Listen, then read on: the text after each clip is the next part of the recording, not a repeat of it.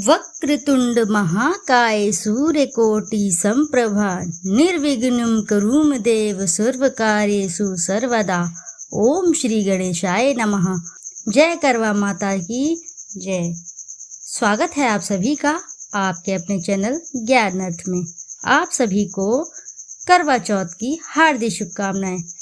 श्रोताओं, आज की इस वीडियो में करवा चौथ की व्रत कथा, व्रत विधि, संपूर्ण जानकारी आप इस वीडियो में प्राप्त करेंगे। तो आइए जानते हैं श्रोताओं करवा चौथ की संपूर्ण जानकारी। यह व्रत अति प्राचीन है। इसका प्रचलन महाभारत से भी पूर्ण का है। यह व्रत सौभाग्यवती महिलाओं के लिए उत्तम माना गया है। सामान्य मान्यता के अनुसार सुहागिन इस व्रत को अपने सुहाग पति की दीर्घ आयु के लिए रखती हैं। कहा जाता है इसे पांडवों की पत्नी द्रौपदी ने भी किया था। यह व्रत कार्तिक कृष्ण पक्ष को चंद्रोदय चतुर्थी में किया जाता है। कार्तिक मास के कृष्ण पक्ष चतुर्थी को करवा चौथ कहते हैं। सुहागिन स्त्रियों के लिए यह बहुत ही श्रेष्ठ व्रत है। स्त्रियां इस व्रत को पति के दीर्घायु होने के लिए रखती हैं। इस दिन सुहागिन स्त्रियां चावल पीसकर दीवार पर करवा चौथ बनाती हैं, जिसे वर कहते हैं। इस करवा चौथ में पति के अनेक रूप बनाए जाते हैं तथा सुहागिन वस्तुएं जैसे चूड़ी, बिंदी, बिछुआ, मेहंदी और मुहावर आदि के साथ साथ दूध देने वाली गाय, करुआ बेचने वाली कुम्हारी, महावत लगाने वाली नाइन और चूड़ी पहनाने वाली मनहारिन, 7 भाई और उनकी एकलौती बहन, सूर्य, चंद्रमा, गौरा और पार्वती आदि देवी देवताओं के भी चित्र बनाए जाते हैं। सुहागिन स्त्रियों को इस दिन निर्जल व्रत रखना चाहिए। रात्रि को जब चंद्रमा निकल आए तब उसे अर्घ देकर भोजन कराना चाहिए। पीली मिट्टी की गौरा बनाकर उसकी पूजा करनी चाहिए। यदि दीवार पर करवा चौथ बनाने में कोई असुविधा है तो करवा चौथ का चित्र बाजार से लाकर भी दीवार पर चिपकाया जा सकता है। तो आइए अब जानते हैं करवा चौथ की व्रत कथा। एक साहूकार था जिसके 7 बेटे और 1 बेटी थी। 7 भाई व बहन एक साथ बैठकर भोजन करते थे। एक दिन कार्तिक मास की चौथ का व्रत आया तो भाई बोला कि बहन आओ तुम भोजन करें। बहन बोली कि आज करवा चौथ का व्रत है, चांद उगने पर ही खाऊंगी। तब भाइयों ने सोचा कि चांद उगने तक बहन भूखी रहेगी, तो एक भाई ने दिया जलाया, दूसरे भाई ने छलनी लेकर उसे ढका और नकली चांद दिखाकर बहन से कहने लगे कि चल चांद उगाया है, अर्घ दे ले। बहन अपनी भाभियों से कहने लगी कि चलो अर्घ दे। तो भाभियां बोली तुम्हारा चांद उगा होगा, हमारा चांद तो रात को उगेगा। बहन ने जब अकेले ही अर्घ दे दिया और खाने लगी तो पहले ही ग्रास में बाल आया, दूसरे ग्रास में कंकड़ आया और तीसरा ग्रास मुंह की ओर किया तो उसकी ससुराल से संदेशा आया कि उसका पति बहुत ही बीमार है, जल्दी भेजो। माँ ने तब लड़की को विदा किया और कहा कि रास्ते में जो भी मिले उसके पांव लगना और जो कोई सुहाग का आशीष दे तो उसके पल्ले में गांठ बांधकर उसे कुछ रुपए दे देना। बहन जब भाइयों से विदा हुई तो रास्ते में जो भी मिला उसे यही आशीष दिया कि तुम 7 भाइयों की बहन, तुम्हारे भाई सुखी रहें और तुम उनका सुख देखो। सुहाग का आशीष किसी ने भी नहीं दिया। जब वह ससुराल पहुंची तो दरवाजे पर उसकी छोटी ननद खड़ी थी। वह उसके भी पांव लगी तो उसने कहा कि सुहागिन रहो, सपूती रहो। उसने यह सुनकर पल्ले में गांठ बांधी और ननद को सोने का सिक्का दिया। तब भीतर गई। तब सास ने कहा कि पति धरती पर पड़ा है तो वह उसके पास जाकर उसकी सेवा करने के लिए बैठ गई। बाद में सास ने दासी के हाथ बची कुछ रोटी भेज दी। इस प्रकार से समय बीतते बीतते मृगशिर मार्गशीर्ष की चौथ आई तो चौथ माता बोली करवा ले भाइयों की प्यारी करवा ले। लेकिन जब उसे चौथ माता नहीं दिखलाई दी तब वह बोली हे माता, आपने मुझे उजाड़ा तो आप ही मेरा उद्धार करोगी। उनको मेरा सुहाग देना ही पड़ेगा। तब उस चौथ माता ने बताया कि पौष की चौथ आएगी, वह मेरे से बड़ी है, उसे सब कहना, वही तुम्हारा सुहाग वापस देगी। पौष की चौथ आकर चली गई, माघ की चली गई, फाल्गुन की चली गई, चैत्र वैशाख जेठ आषाढ़ और श्रावण भादो की सभी चौथ आई और यही कहकर चली गई कि आगे वाली को कहना। असौज की चौथ आई तो उसने बताया कि तुम पर कार्तिक की चौथ नाराज है, उसी ने तुम्हारा सुहाग लिया है, वही वापस कर सकती है, वही आएगी तो पांव पकड़कर विनती करना। यह बताकर वह भी चली गई। जब कार्तिक चौथ की आई तो वह गुस्से में बोली, भाइयों की प्यारी करवा ले, दिन में चांद उगानी करवा ले, व्रत खंडन करने वाली करवा ले, भूखी करवा ले। तो यह सुनकर वह चौथ माता को देखकर उसके पांव पकड़कर गिड़गिड़ाने लगी, हे चौथ माता, मेरा सुहाग तुम्हारे हाथों में है, आप ही मुझे सुहागिन करें। तो माता बोली, पापिन हत्यारिन, मेरे पांव पकड़कर क्यों बैठ गई? तब वह बोली कि जो मुझसे भूल हुई उसे क्षमा कर दो मैया, अब भूल नहीं करूंगी। तो चौथ माता ने प्रसन्न होकर आंखों से काजल, नाखूनों में मेहंदी और टीके में से रोली लेकर छोटी उंगली से उसके आदमी पर छींटा दिया और वह उठकर बैठ गया और बोला कि आज मैं तो बहुत सोया। वह बोली, क्या सोए? मुझे तो 12 महीने हो गए। अब जाकर चौथ माता ने मेरा सुहाग लौटाया। तब उसने कहा कि जल्दी से माता का पूजन करो। जब चौथ की कहानी सुनी, करवा का पूजन किया तो प्रसाद खाकर दोनों पति पत्नी चौपड़ खेलने बैठ गए। नीचे से दासी आई, उसने उन दोनों को चौपड़ पासे से खेलते देखा तो उसने सासू जी को जाकर सब कुछ बतलाया। तब से सारे गांव में यह बात प्रसिद्ध हो गई कि सब स्त्रियां चौथ का व्रत करें तो सुहाग अटल रहेगा। जिस तरह से साहूकार की बेटी का सुहाग दिया, उसी तरह से माता चौथ सबको सुहागिन रखे। यही करवा चौथ के उपवास की सनातन महिमा है। तो आइए श्रोताओ, अब रसपान करते हैं करवा चौथ की दूसरी व्रत कथा, जिसका संबंध प्राचीन काल महाभारत से जुड़ा है। तो आइए रसपान करते हैं करवा चौथ की दूसरी व्रत कथा। अति प्राचीन काल की बात है। एक बार पांडु पुत्र अर्जुन तप करने के लिए नीलगिरी पर्वत पर चले गए थे। इधर पांडवों पर अनेक मुसीबतें पहले से ही थी। इससे द्रौपदी ने शोक विहल हो कृष्ण की आराधना की। कृष्ण उपस्थित हुए और पूछा, कहो क्या कष्ट है तुम्हें? प्रभु, द्रौपदी ने हाथ जोड़कर कहा, मुझे क्या कष्ट है, आप तो स्वयं जानते हैं, आप तो अंतर्यामी हैं। मुझे कष्टों के बोझ से विहल कर दिया है। क्या कोई ऐसा उपाय है जिससे इन कष्टों से छुटकारा मिल सके? तुम्हारा प्रश्न अति उत्तम है द्रौपदी। कृष्ण मुस्कुरा कर बोले, प्रभु, फिर मुझ दुखी नारी का कष्ट दूर करने का उपाय बताइए। द्रौपदी ने पूछा। यही प्रश्न एक बार पार्वती जी ने शिव जी से कर दिया था। तब श्री शिव जी ने करवा चौथ का विधान बताया था। फिर प्रभु, करवा चौथ की जानकारी मुझे भी दीजिए और उसकी कथा कहिए।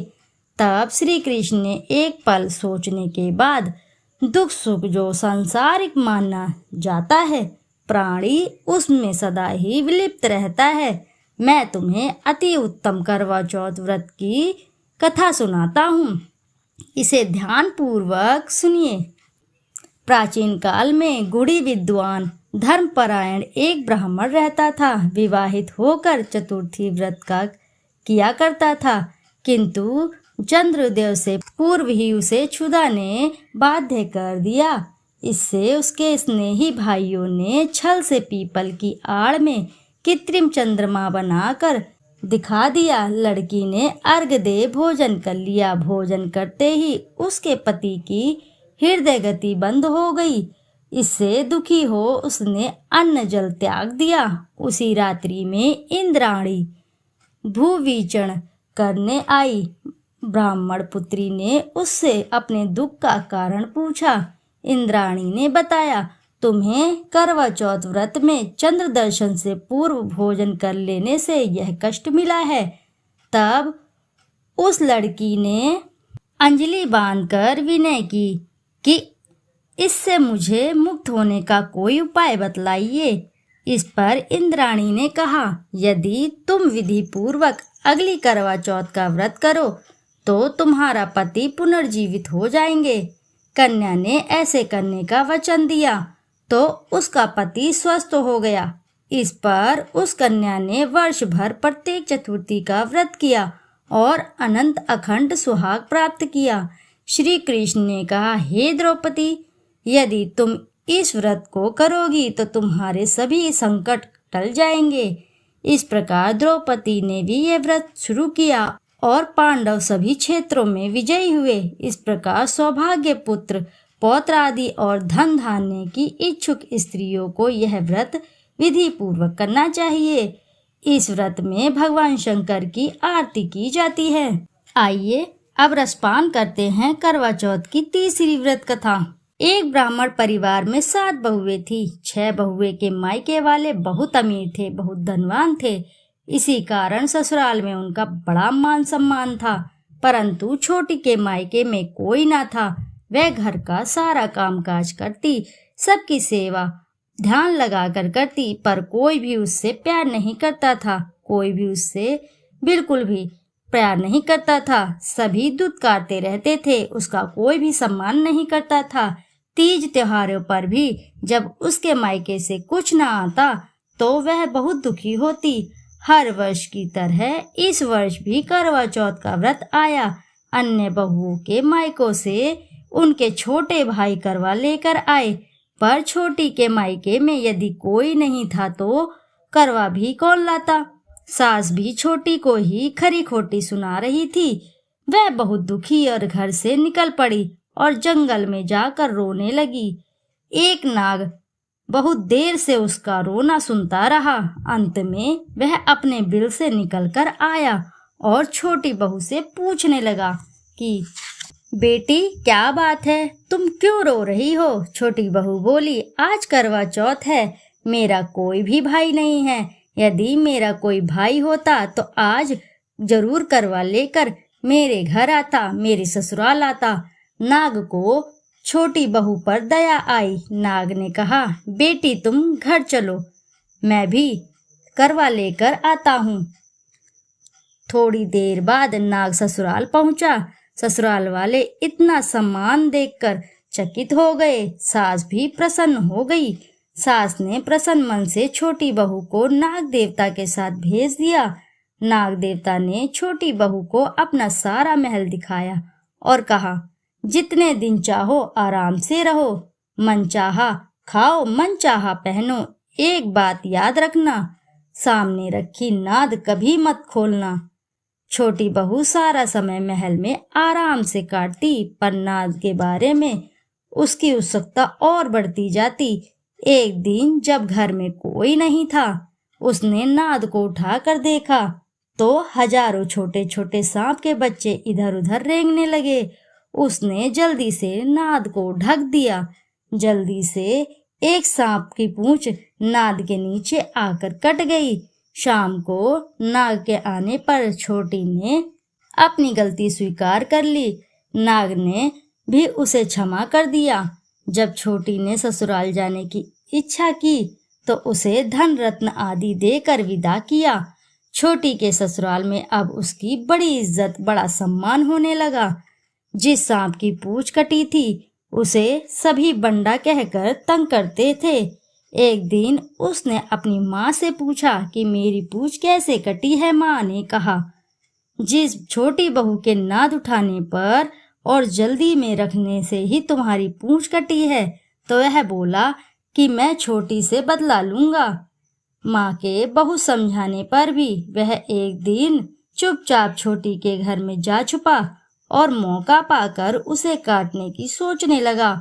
वहां छोटी बहू और उसकी सास में किसी बात से बहस हो रही थी तो छोटी कसम खाकर कह रही थी कि मैंने ऐसा नहीं किया है। वह कह रही थी कि मुझे बंडा भैया से प्यारा कोई नहीं है। उन्हीं की कसम खाकर कहती हूँ कि मैंने ऐसा नहीं किया। बंडा ने जब यह सुना तो सोचने लगा, जो मुझसे इतना प्यार करती है मैं उसे ही कैसे काटने आया हूँ। वह चुपचाप घर से चला गया। माँ ने पूछा कि ले आए बहन से बदला? वह कहने लगा, माँ बहन से कैसा बदला लूं? तभी से बंडा भाई व छोटी बहन हुए। भाई प्रतिवर्ष चौथ के दिन करवा लेकर जाता। वह बहन से बड़े प्यार से करवा चौथ का व्रत करती थी। आइए अब रसपान करते हैं करवा चौथ की अगली व्रत कथा। प्राचीन काल में करवा नाम की एक पतिव्रता स्त्री अपने पति के साथ नदी किनारे एक गांव में रहती थी। कार्तिक मास के कृष्ण पक्ष की चतुर्थी के चौथ के दिन उसका पति नदी में स्नान करने के लिए गया। स्नान करते समय एक मगरमच्छ ने उसका पैर पकड़ लिया। वह करवा करवा नाम लेकर जोर जोर से अपनी पत्नी को पुकारने लगा। उसकी आवाज सुनकर उसकी पत्नी दौड़ कर आई और उसने मगर को कच्चे धागे से बांध दिया। मगर को बांधकर वह यमराज के यहाँ पहुंची और यमराज से बोली, भगवान, मगरमच्छ ने मेरे पति का पैर पकड़ लिया है, अतः पैर पकड़ने के अपराध में आप अपने बल से उस मगरमच्छ को नरक में ले जाओ। यमराज ने कहा, अभी मगरमच्छ की आयु शेष है, अतः मैं उसे नहीं मार सकता हूँ। इस पर करवा ने कहा, यदि आप ऐसा नहीं करोगे तो मैं आपको श्राप देकर नष्ट कर दूंगी। यह सुनकर यमराज डर गए और उस पतिव्रता स्त्री करवा के साथ जाकर मगरमच्छ को उन्होंने यमपुरी भेज दिया और करवा के पति को दीर्घायु प्रदान की। उसी दिन से यह करवा चौथ मनाई जाती है और सुहागिन स्त्रियों के द्वारा व्रत कर रखा जाता है। हे करवा माता, जैसे तुमने अपने पति की रक्षा की वैसे सबके पतियों की रक्षा करो। इति शुभम। प्रेम से बोलो प्रिय भक्तगणों, जय करवा मैया की जय।